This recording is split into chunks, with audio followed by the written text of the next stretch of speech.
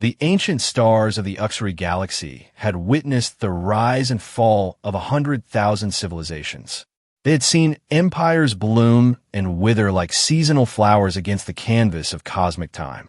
And now, they silently watched as one more chapter in the grand narrative of existence began to unfold. Captain Saran Dax stood alone on the observation deck of Outpost Terminus 9, staring into the void of silent Sector 4. His reflection in the quantum glass revealed a weathered face with eyes that had seen more than most humans in their 3 centuries of recognized existence among the galactic community. The insignia on his uniform, Earth Defense Force, Strategic Division, glinted under the soft blue lighting. "Captain, incoming transmission from Council Headquarters," announced the station's AI. Dax didn't turn. "Put it through." The holographic projection of Ambassador KL Vex materialized beside him, 8 feet tall, with the characteristic ridged exoskeleton of the Narthel species. Even in holographic form, the ambassador's mandibles twitched with barely concealed disdain. "Captain Dax, the High Council requests an explanation for the continued human presence in Sector 4. This is the 3rd formal inquiry this stellar cycle." Dax had rehearsed this conversation 100 times. "As I've stated in my previous reports, Ambassador, Earth maintains scientific interests in the quantum fluctuations unique to this sector." "Scientific interests," KL Vex repeated, the translator failing to mask the skepticism in his multi-tone voice. "For a sector with no habitable planets, no rare minerals, and no strategic value, your species' obstinance continues to mystify the Council. Perhaps that's why we're still here," Dax replied evenly, despite everyone's expectations. The ambassador's compound eyes narrowed. "The Council has voted to establish a monitoring station adjacent to Sector 4. We respect your territorial claims, as minor as they are, but the recent energy fluctuations warrant supervision." "Energy fluctuations?" Dax's training kept his expression neutral, but his mind raced. Nothing was supposed to activate for another decade, according to the projections. "Yes, anomalous readings that your primitive sensors have likely missed." The ambassador's hologram flickered slightly as he made a dismissive gesture. "The station will arrive within 3 Earth days. Please extend the courtesy of non-interference." The transmission ended before Dax could respond. He turned back to the viewport, studying the seemingly empty space of Sector 4. To most observers, it was just another patch of cosmic darkness, but Dax knew better. He had been one of the first engineers to walk the massive corridors hidden beneath Europa's ice 2 decades ago. He had heard the whispers of ancient machinery stirring from millennium-long slumber. He pressed a concealed pattern on his wrist communicator, activating a quantum-encrypted channel that bypassed the outpost communication systems entirely. "Command, this is Dax. We have a situation." The signals started early. The response was immediate. "Return to Europa base. Maximum discretion protocol." Dax took one final look at the deceptively empty sector before heading to the hangar bay. 300 years of human patience was about to be tested. The Council thought they knew humans, stubborn, short-lived creatures clinging to their insignificant corner of the galaxy. They had no idea what humanity had been hiding all this time. The shuttle journey to Europa took 18 hours, even with the inertialess drive operating at full capacity. Dax spent most of it reviewing the classified files on his secure tablet. The discovery timeline, the initial excavation reports, the first contact protocols. 200 years ago, a mining expedition on Titan had discovered something impossible buried deep within the moon's hydrocarbon lakes. An entrance to a vast underground complex of non-human origin. The architecture predated any known civilization in the Uxary Council records. The technology was so advanced it bordered on the mystical. And at the heart of the complex, 6 massive vessels, each the size of a small moon. The Tursus-class vessels, humanity named them after the ancient Earth symbol of divine power and protection. Europa Base appeared on the shuttle's view screen, ostensibly a research station dedicated to studying Jupiter's icy moon. In reality, It was the most secure military installation in human space, built around and within the largest of the ancient vessels. As a shuttle docked, Dax was met by a delegation of Earth's highest military and scientific authorities. Among them stood Dr. Arya Nyeth, lead xenolinguist on the Tursus project. Her usually composed features were tight with concern. "Captain," she greeted him, "we've been detecting the signal for 72 hours now. It's growing stronger. The Council knows something's happening," Dax replied as they walked briskly through the sterile white corridors. "They're sending a monitoring station to Sector 4. The group reached a massive vault door emblazoned with the Earth Defense Force insignia. After multiple biometric scans, the door silently slid open to reveal a cavernous chamber hewn from Europa's ice and reinforced with exotic alloys. And there it was, Tursus Prime, the first of the ancient vessels. Even after years of studying it, the sight still stole Dax's breath. It resembled no conventional spacecraft. Its hull was a seamless, midnight black material covered in luminescent symbols that seemed to shift and change depending on the angle of observation. It dwarfed the human installations surrounding it, stretching nearly 10 kilometers from bow to stern. The signal originated from deep within the command nexus, Dr. Nyeth explained as they boarded a transport platform. "It's like nothing we've ever recorded. The other 5 vessels are responding in kind." The platform descended through a shaft cut into Europa's ice, bringing them deeper and deeper until they reached the true heart of the operation. Hundreds of scientists and military personnel moved with purpose through a vast chamber filled with monitoring equipment. At the center stood a structure that resembled a temple more than a control room, an exact replica of the chamber discovered within Tursus Prime, built according to specifications no human engineer fully understood.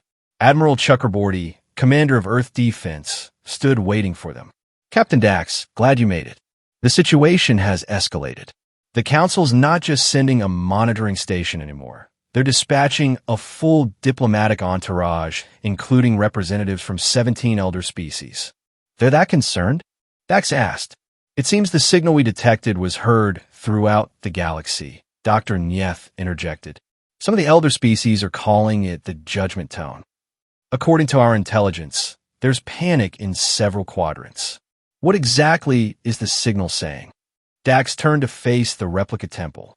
Dr. Nyeth's expression grew grave. "That's just it. We don't know. Not entirely. The syntax is complex beyond our current understanding, but we've managed to extract one repeated phrase." She handed him a tablet, displaying a single line of translated text. Asterisk, "The veil thins. The cycle returns. Awaken the Guardians. Asterisk. It gets worse," Admiral Chakraborty added. "The Council has formally accused humanity of weapons testing in violation of our admission treaties. They're demanding immediate access to Sector 4 and all human military installations, including Europa." The implications were clear. 300 years of secrecy was about to end, one way or another. "What are our options?" Dax asked. "Limited," the Admiral replied. "We can deny everything and risk galactic sanctions, or we can reveal what we've found and risk being seen as an existential threat to the established order." Dax looked at the massive vessel looming beside them. "Maybe it's time the galaxy learned what humanity has been protecting all these years." "You think they'll listen?" Dr. Nyeth asked skeptically.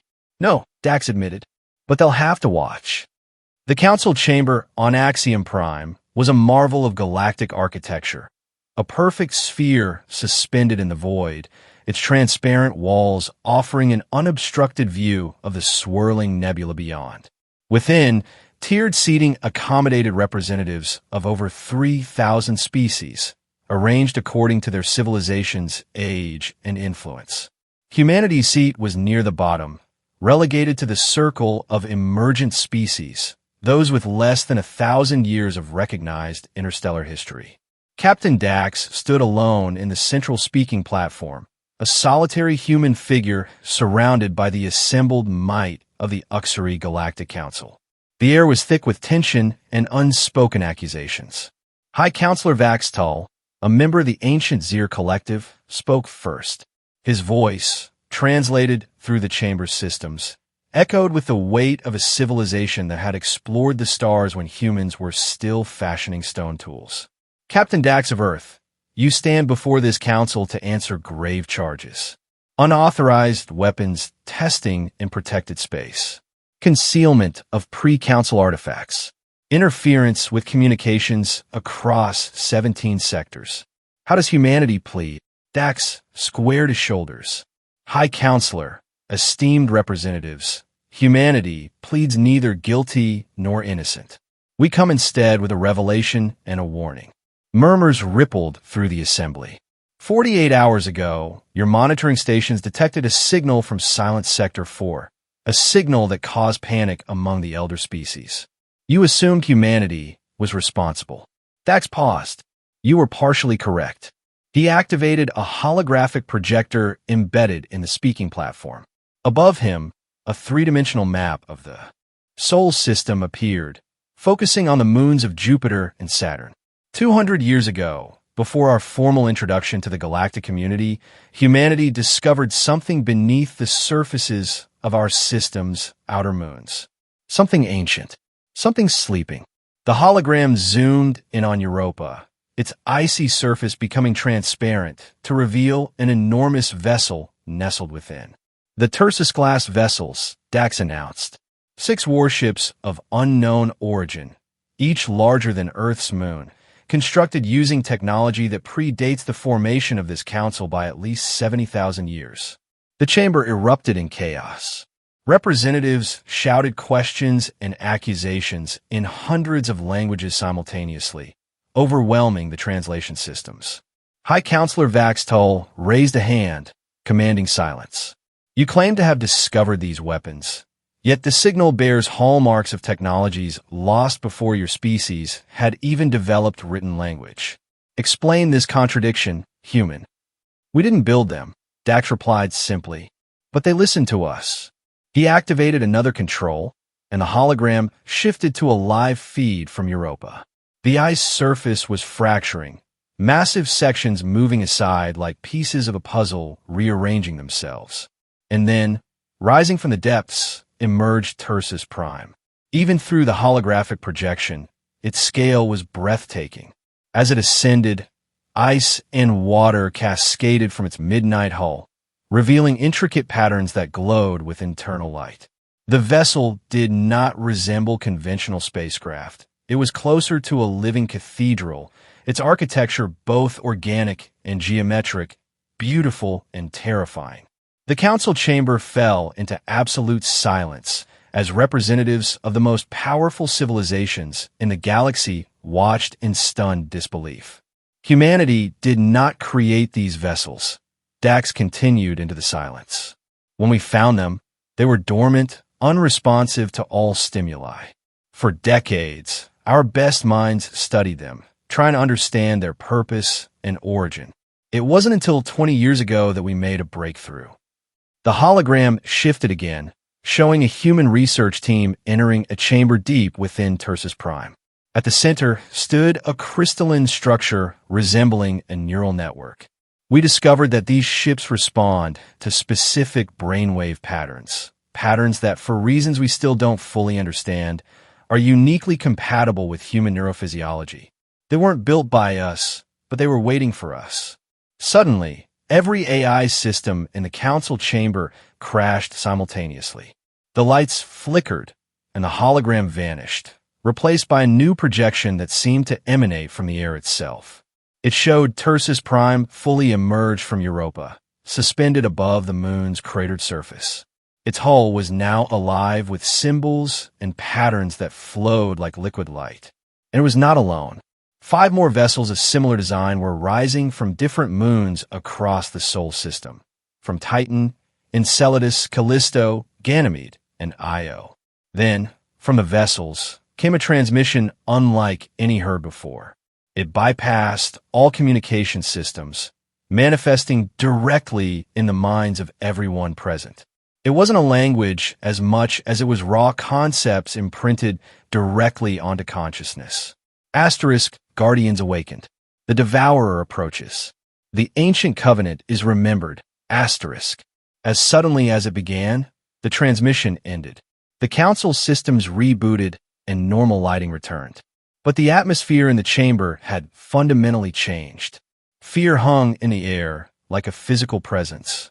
An elder representative of the XH-Toll species, being so ancient they had transcended physical form eons ago, manifested in the chamber, their energy signature pulsing with agitation.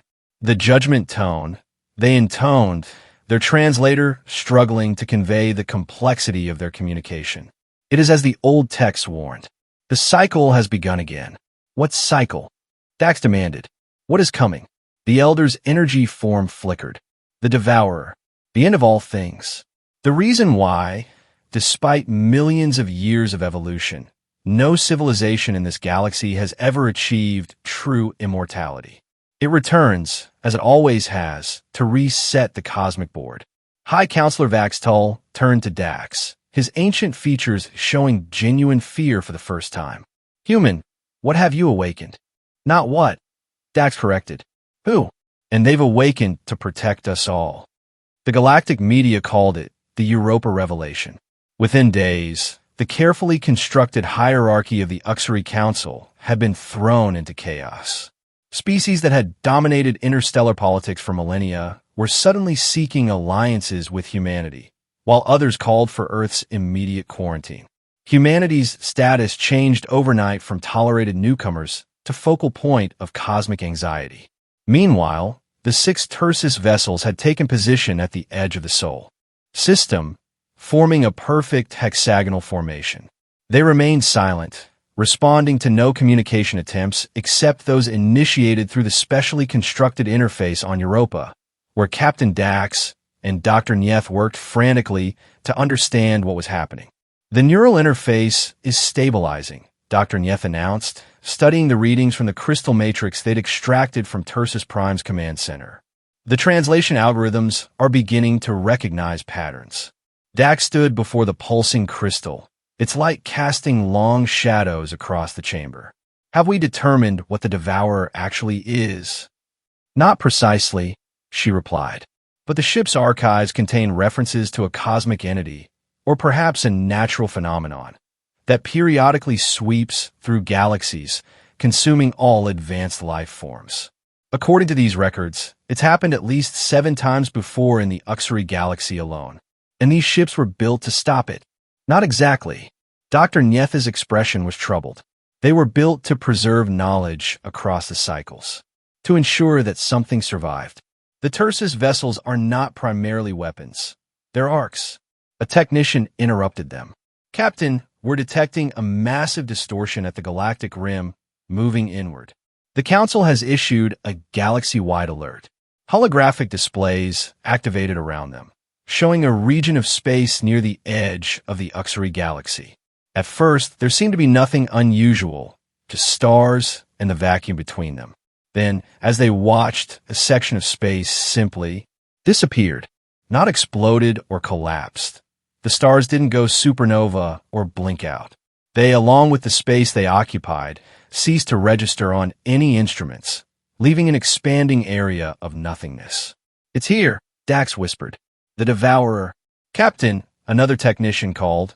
We're receiving a direct transmission from the Council. They're convening an emergency session and requesting human representation. Dax looked at Dr. Nyeth. Keep working on the interface. I'll handle the politics.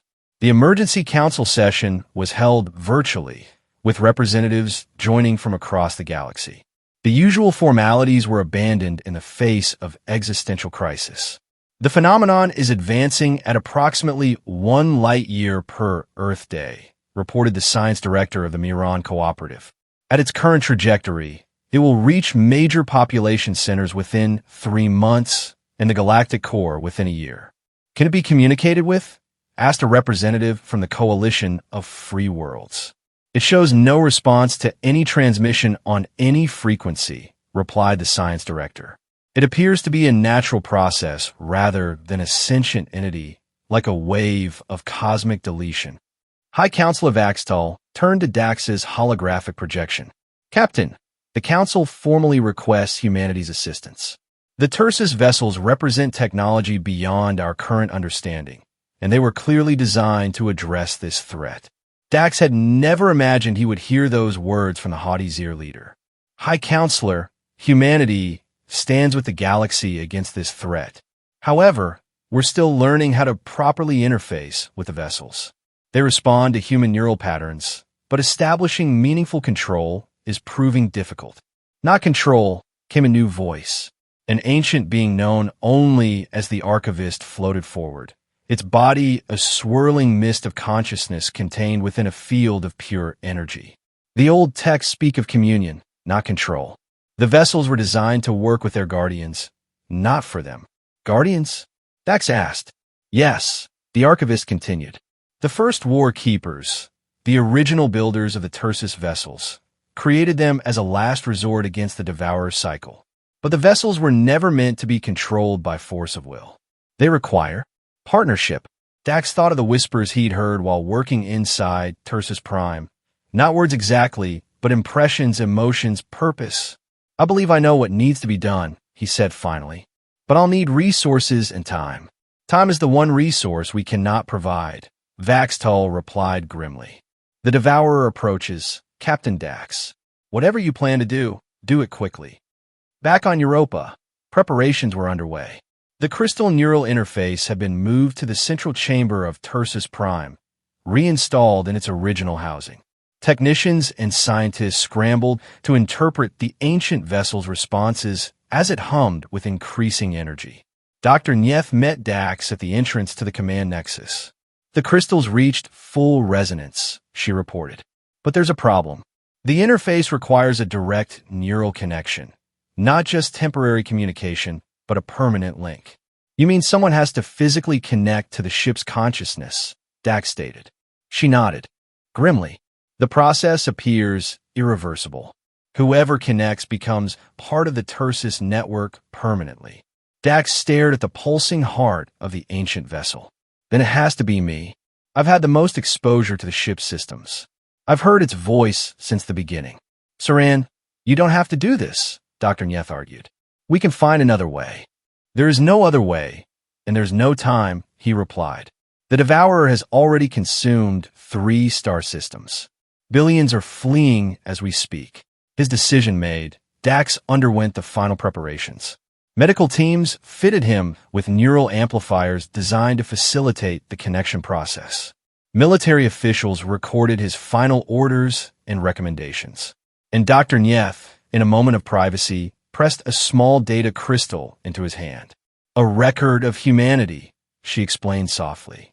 Our history, our art, our music, everything that makes us who we are. I thought you might want to take it with you. Dax closed his fingers around the crystal. Thank you, Arya. The connection chamber was a perfect sphere at the heart of Tursus Prime. Its walls were lined with the same midnight material as the vessel's hull, inscribed with the flowing symbols that seemed alive with inner light. At the center floated the neural crystal, now expanded to fill much of the room, its facets reflecting and refracting light in impossible patterns. Dax stood before it in a simple white garment, the neural amplifiers at his temples pulsing in sync with the crystal. Admiral Chakraborty performed the final system checks personally. The other 5 vessels are in formation, he reported. All systems nominal. The moment you establish connection, they'll respond to your commands. Not commands, Dax corrected, remembering the Archivist's words. Partnership. With that, he stepped forward. The crystal responded immediately, tendrils of light reaching out to envelop him. There was a moment of searing pain as the neural connection established, human consciousness meeting ancient technology, and then expansion. Dax was still himself, but also something more. His consciousness extended through the vessel, feeling every system, every circuit, every particle of its being. And he wasn't alone. Within the crystal matrix resided echoes of those who had come before, the original builders, the first War Keepers. Not their full consciousness, but impressions, memories, purpose. And through them, he understood at last. The Devourer wasn't a being or even a natural disaster. It was a reset mechanism. a cosmic failsafe designed to prevent any single form of intelligence from dominating the universe completely. It activated when civilizations reached certain technological thresholds, preventing the emergence of powers that could reshape reality itself. But the first warkeepers had found a loophole.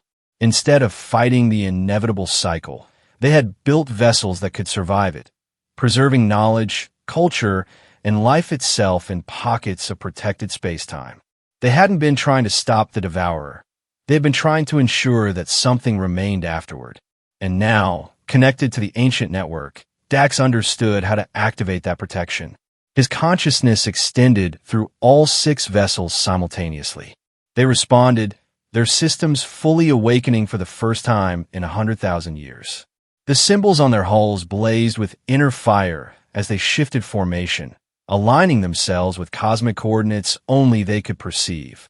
Across the galaxy, on thousands of worlds, the same message appeared simultaneously on every communication device, translated into every language. Asterisk, the Guardians stand. Seek shelter within the light. Asterisk. From each Tersis vessel emanated a field of energy unlike anything known to modern science.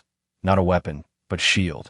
A bubble of protected space-time that existed slightly out of phase with normal reality. Within these fields, life could continue even as the Devourer passed through. Council worlds scrambled to relocate their populations within the projected safe zones. Ancient rivalries were forgotten as species that had warred for millennia now shared evacuation ships. The hierarchy that had defined galactic society for 100,000 years collapsed in the face of extinction. And at the heart of it all was humanity, the species that had found the vessels, awakened them, and now guided their deployment across the stars. 3 days before the Devourer was projected to reach the densely populated Altax system, a delegation of council elders requested permission to board Tersis Prime. Admiral Chakraborty, now serving as humanity's representative, granted the request. The elders were led through the massive corridors of the ancient vessel until they reached the command nexus. There, suspended within a field of pure energy, floated Captain Saran Dax, his physical form unchanged but his consciousness now, irrevocably merged with the Tersis network. Captain Dax, High Counselor Vaxtal addressed him, his usual arrogance replaced by genuine humility. The Council extends its deepest gratitude for humanity's actions. Billions will survive because of what you've done. Dax's voice seemed to come from everywhere at once, resonating through the chamber. I'm only one part of a much larger system. High Counselor, the vessels chose humanity, not the other way around. Why? Asked the Archivist. Out of all the species in the galaxy, why did these ancient guardians respond to humans specifically?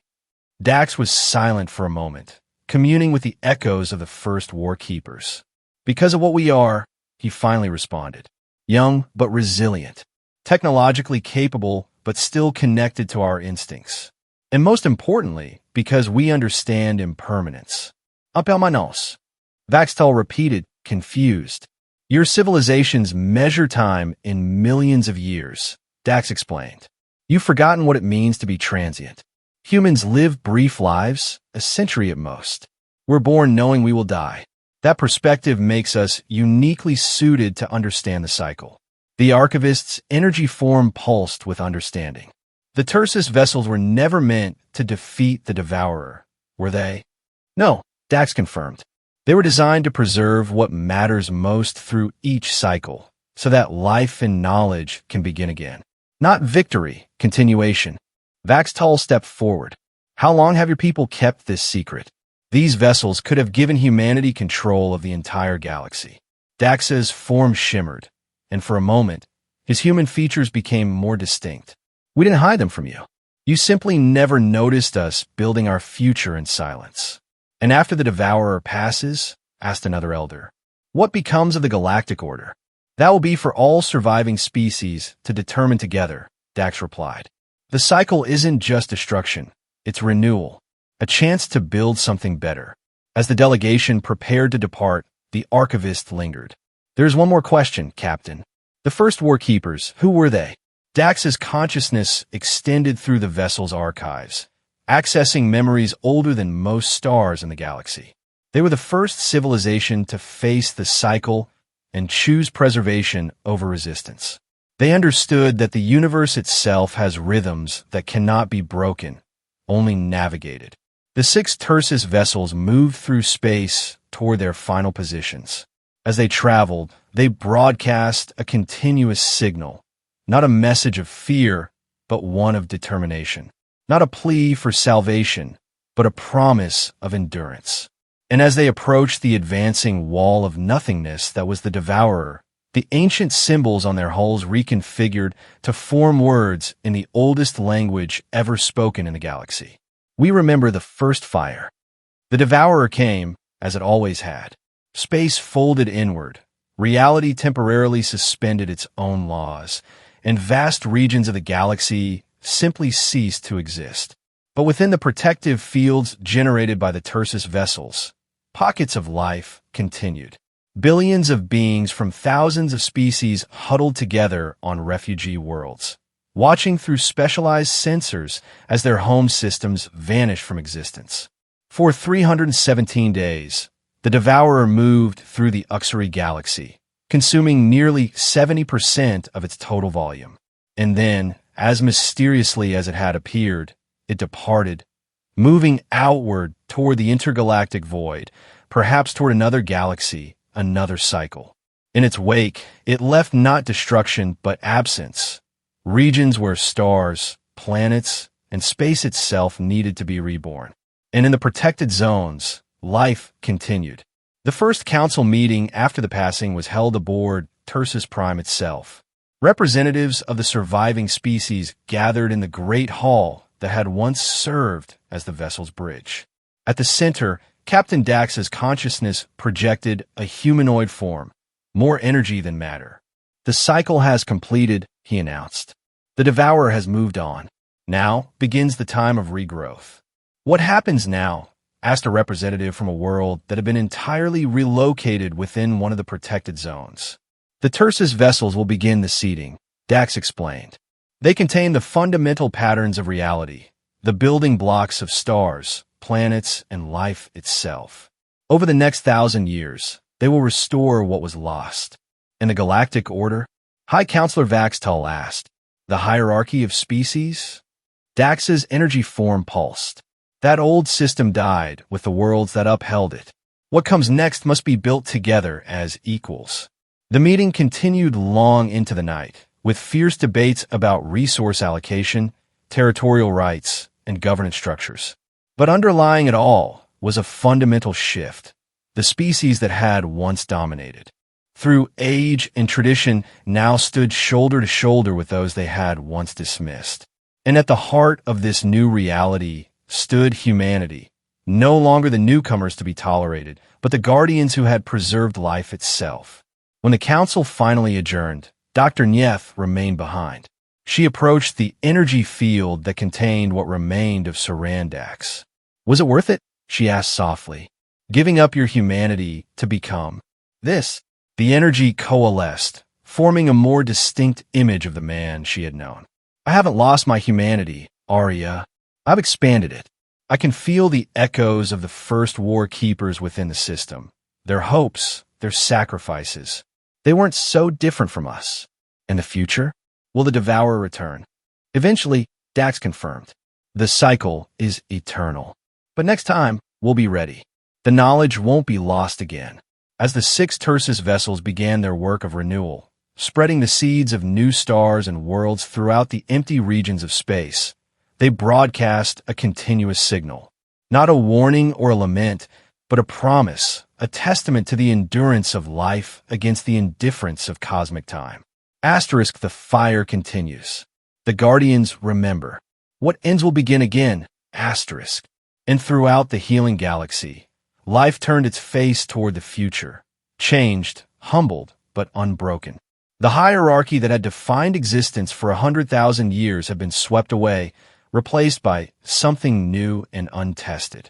Species that had once dominated now learned to cooperate as equals. Those that had been dismissed now found their voices heard. Captain Saran Dax, once a solitary human standing alone on an outpost at the edge of nowhere, now served as the living bridge between past and future, humanity's representative to the ancient Guardians, and the Guardians' voice to a galaxy reborn. The stars of the Uxori galaxy, those that remained and those newly kindled, witnessed it all. They had seen the rise and fall of 100,000 civilizations. They had watched empires bloom and wither like seasonal flowers against the canvas of cosmic time. And now, they silently observed as one more chapter in the grand narrative of existence began to unfold. Not an ending, but a continuation. Not victory, but endurance. The fire, remembered. The line, unbroken. The silent promise of humanity, finally revealed. Not conquest, not dominance, but preservation. When asked years later why the ancient vessels had chosen humans, Dax's answer was simple. Because when faced with forces that could not be defeated, we chose to protect rather than abandon. Because we understood that true strength lies not in domination, but in what you're willing to safeguard, even at great cost. And that, he added, his energy form pulsing with what might have been pride, is the most human thing of all.